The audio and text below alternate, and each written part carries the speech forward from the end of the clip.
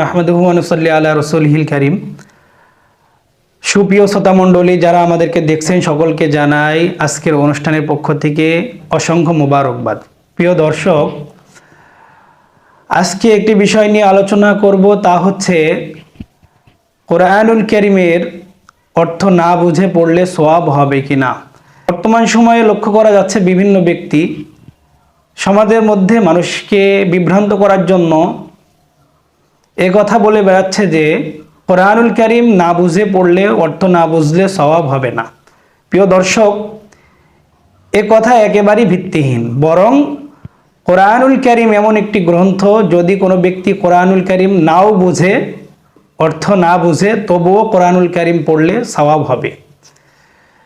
আসুন এ বিষয়ে রাসূল কারীম সাল্লাল্লাহু আলাইহি ওয়াসাল্লাম থেকে আমরা একটি হাদিস শুনি।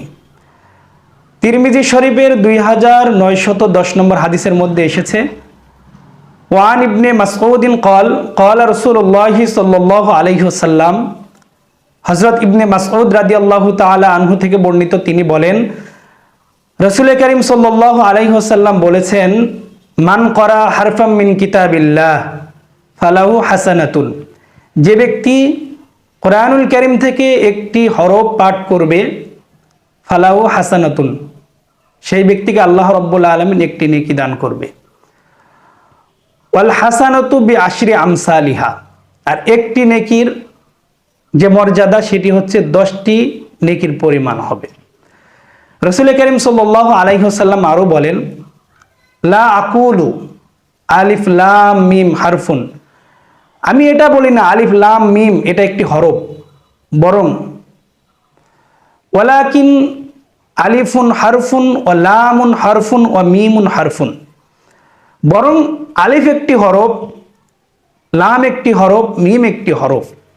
নবীজি সাল্লাল্লাহু আলাইহি ওয়াসাল্লাম এই হাদিসের মধ্যে সবকিছু স্পষ্টভাবে ক্লিয়ার করে দিয়েছেন।